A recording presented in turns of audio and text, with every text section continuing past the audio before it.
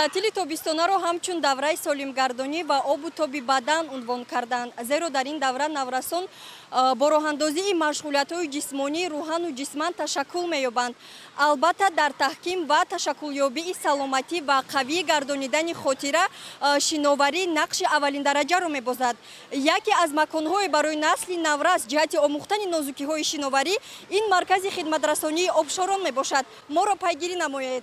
یکی از مکان‌های برای شناوری مناسب این مؤسسه دولتی مرکز خدمت‌رسانی آبشاران دانسته می‌شود که امروزه فعالیت خود را در سطح بلند به راه مانده است و ساکنان پایتخت با همراهی این نزدیکانشان به این مکان آمده استراحت می‌نمایند. مؤسسه دولتی خدمت‌رسانی آبشاران در شهر دوشنبه ماه ایول سال 2017 در سال جوانان مورد بهره‌برداری قرار یافته است. این مرکز آبازی‌کنی و دلخوشی است که در فصل گرمای تابستان با آن کودکان و نورسان اساساً مایل به شناوری داشته و خوش کردن طبع و بولیده خود تشریف می‌آورند. در آبشاران اتراکسیون‌های کلانجوسه و خیلی گوناگون رنگ دلپسند جایگیر کرده شدند. مساحت عمومی اکواپارک 2 گکتار را تشکیل می‌کند. این جای آبازی‌کنی و شناوری و استراحتی در دوشنبه شهر دومین به حساب می‌رود. آبشاران با مبلغ 63 میلیون و 628 هزار و 532 سومانی بنیاد گردیده است.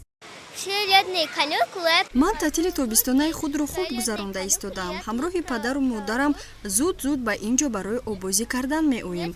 با من اینجا معقول است.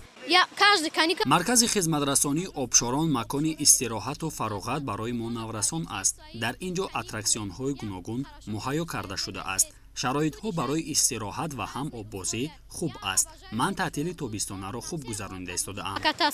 همزمان آبشاران به مکان آموزش نوهای ورزش آبی نیز تبدیل یافته است. به این مکان نه فقط ساکنان شهر دوشنبه بلکه از منطقه‌های مختلف جمهوری هم نیز نورسان تشریف می‌آورند. حوضهای آبشاران برای آموختن شناوری بسیار مفید است. اصلا شناوری در تمام کشورهای جهان همچون یکی از واسطه‌های اساسی ترین از جهت جسمانی همه‌طرفه انکشاف دادن انسان نوابسته به سن و سال استفاده برده می‌شود. هنگام مشق در حوض بدن به حرکت درآمده رگ‌های خون تمرین می‌گیرند و فشار آن به معیار می‌دراید. مسلم است که در شناوری موشک‌های عضوهای بدن مستحکم می‌شوند. شناوری اشتها، خواب و متابولیسم در بدن کودک را بهتر می‌کند. از بیماری‌های شدید راه نفس، شمالکشی پیشگیری می‌نماید. بنابراین از خردسالی به فرزندان آموزاندن هنر شناوری وظیفه اولین درجه والدین است. اما رعایت قاعده‌های آبازی حتمی میباشد، زیرا همه ساله با فرارسیدن ایام گرمایی غرقشوی میان اهالی مخصوص نورسان و جوانان بیشتر مشاهده می‌شود.